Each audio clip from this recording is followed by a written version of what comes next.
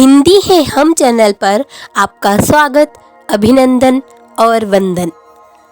कहानियों की इस श्रृंखला में आज सशक्त महिला कथाकार अमृता प्रीतम की प्रसिद्ध कहानी एक जीवी एक रत्नी एक सपना लेकर प्रस्तुत हुई हूँ।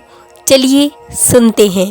पालक 1 आने गट्ठी, टमाटर 6 आने रत्तल और हरी मिर्ची 1 आने की ढेरी।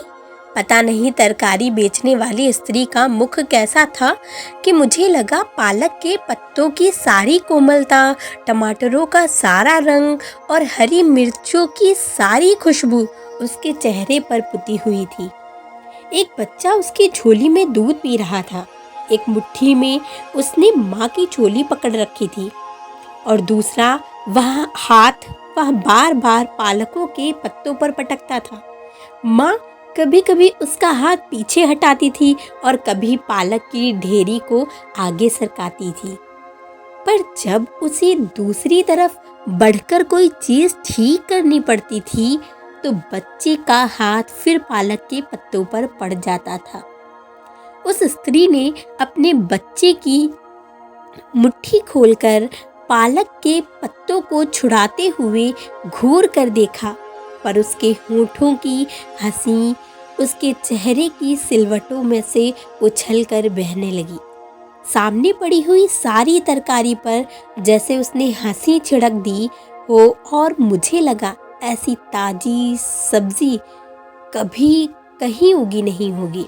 कई तरकारी बेचने वाले मेरे घर के सामने दरवाजे पर गुजरते थे। कभी देर भी हो जाती पर किसी से तरकारी ना खरीद सकती थी। रोज उस स्त्री का चेहरा मुझे बुलाता रहता था। उससे खरीदी हुई तरकारी जब मैं काटती, धोती और पतीले में डालकर पकाने के लिए रखती, सोचती रहती उसका पति कैसा होगा। वह जब अपनी पत्नी को देखता होगा, छूता होगा, तो क्या उसके होठों में पालक का, टमाटरों का और हरी मिर्चों का सारा स्वाद घुल जाता होगा। कभी कभी मुझे अपने पर खींच होती कि इस स्त्री का ख्याल किस तरह मेरे पीछे पड़ गया था। इन दिनों मैं एक गुजराती उपन्यास पढ़ रही थी। इस उपन्यास में रोशनी की लकीर जैसी एक लड़की थी जीवी। एक मर्द उसको देखता है और उसे लगता है कि उसके जीवन की रात में तारों के बीज उगाए हैं। वह हाथ लंबे करता है पर तारे हाथ नहीं आते और वह निराश होकर जीवी से कहता है, तुम मेरे गांव में अपनी जाति के किसी आदमी से ब्याह कर लो, मुझे दूर से ही सूरज दिखती रहेगी। उस दिन का सूरज जब जीवी देखता है तो वह इस तरह लाल हो जाता है जैसे किसी ने कुंवारी लड़की को छू लिया हो। कहानी के धागे लंबे हो जाते हैं और जीवी के चेहरे पर दुखों की रेखाएं पड़ जाती हैं। इस जीवी का ख्याल भी आजकल मेरे पीछे पड़ा हुआ था, पर मुझे खींच नहीं होती थी। वे तो दुखों की रेखाएं थीं, वही रेखाएं जो मेरे गीतों में थीं, और रेखाएं रेखाओं में मिल जाती हैं। पर यह दूसरी जिसके होठों पर हंसी की बूंदें थीं, केसर की तुरियां थीं। दूसरे दिन मैंने अपने पाँवों को रोका कि मैं उससे तरकारी खरीदने नहीं जाऊंगी। चौकीदार से कहा कि यहाँ जब तरकारी बेचने वाले आए तो मेरा दरवाज़ा खटखटाना। दरवाजे पर दस्तक हुई। एक एक चीज़ को मैंने हाथ लगाकर देखा। आलू नरम और गड्ढों वाले, फरशबीन जैसे फलियों के दिल सूख गए हों, पालक जैसे वह दिन भर की धूल फाँक कर बहुत थक गई हो, टमाटर जैसे वे भूख के कारण बिलखते हुए सो गए हों, हरी मिर्च जैसे किसी ने उनकी सांसों में से खुशबू निकाल ली हो। मैंने दरवाज़ा बंद कर दिया और पाँव मेरे रोकने पर भी उस तरकारी वाली की ओर चल पड़े। आज उसके पास उसका पति भी था। वह मंडी से तरकारी लेकर आया था और उसने साथ मिलकर दोनों तरकारियां पानी से धो धोकर अलग अलग रख रहे थे और उनके भाव से लग रहा था कि उसकी सूरत पहचानी सी थी। इसे मैंने कब देखा था, कहाँ देखा था? एक नई बात पीछे पड़ गई। बीबी जी आप? मैं? पर मैंने तुम्हें पहचाना नहीं, इसे भी नहीं पहचाना। यह रत्नी, मानको की रत्नी। मैंने अपनी स्मृतियों में ढूंढा पर मानकू और रत्नी कहीं मिल नहीं रहे थे। 3 साल हो गए, बल्कि महीना ऊपर हो गया। एक गांव के पास, क्या नाम था उसका? आपकी मोटर खराब हो गई थी। हाँ, हुई तो थी। और आप वहां से गुजरते हुए एक ट्रक में बैठकर धुलिया आए थे नया टायर खरीदने के लिए। हाँ हाँ, और फिर मेरी स्मृतियों में मुझे मानकू और रत्नी मिल गए। रत्नी तब अधखिली कली जैसी थी और मानकू उसे पराये पौधे पर से तोड़ लाया था।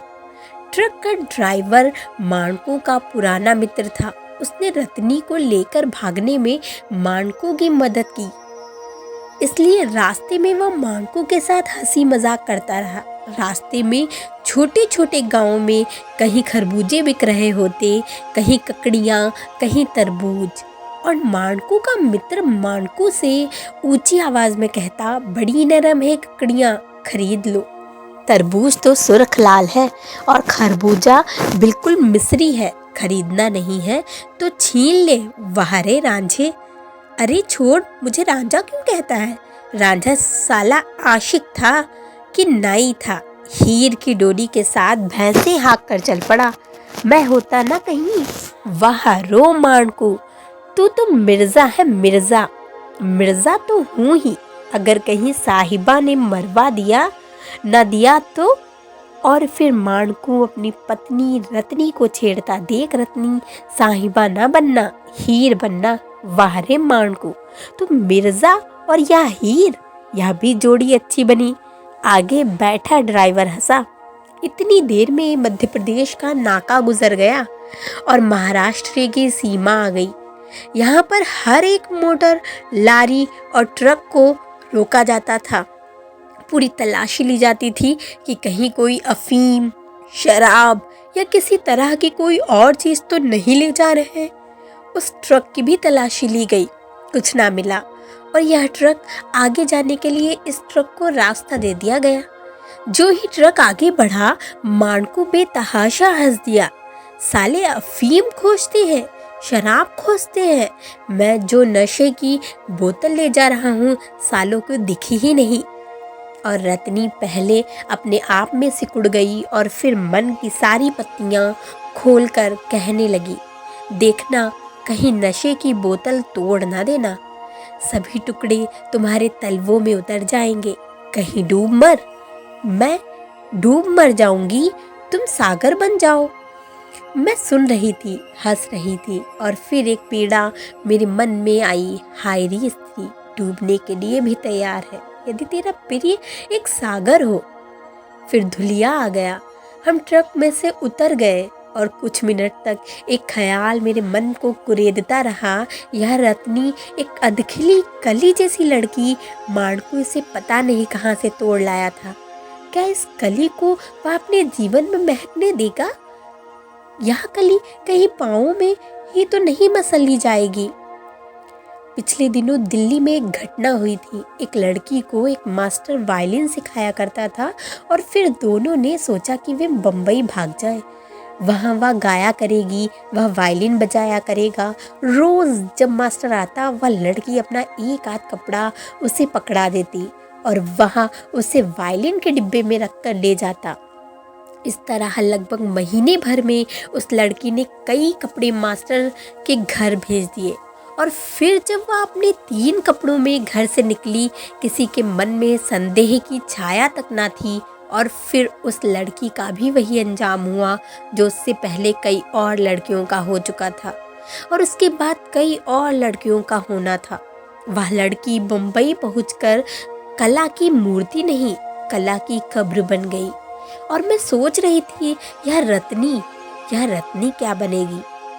आज 3 वर्ष बाद मैंने रत्नी को देखा। हंसी के पानी से वह तरकारियों को ताज़ा कर रही थी। पालक 1 आने गट्ठी, टमाटर 6 आने रत्तल और हरी मिर्च 1 आने ढेरी। और उसके चेहरे पर पालक की सारी कोमलता, टमाटरों का सारा रंग और हरी मिर्चों की सारी खुशबू पुती हुई थी। जीवी के मुख पर दुखों की रेखाएं थीं, वही रेखाएं जो मेरे गीतों में थीं, और रेखाएं रेखाओं में मिल गई थीं। रत्नी के मुंह पर हंसी की बूंदें थीं। वह हंसी जब सपने उग आए तो ओस की बूंदों की तरह उन पत्तियों पर पड़ जाती है और वे सपने मेरे गीतों के तुकांत बनते हैं। जो सपना जीवी के मन में था वही सपना रत्नी के मन में था। जीवी का सपना एक उपन्यास के आंसू बन गया और रत्नी का सपना गीतों के तुकांत तोड़कर आज उसकी झोली में दूध पी रहा था। तो यह थी कहानी अमृता प्रीतम की एक जीवी, एक रत्नी, एक सपना। आपको कैसी लगी कमेंट बॉक्स में ज़रूर बताइएगा। धन्यवाद।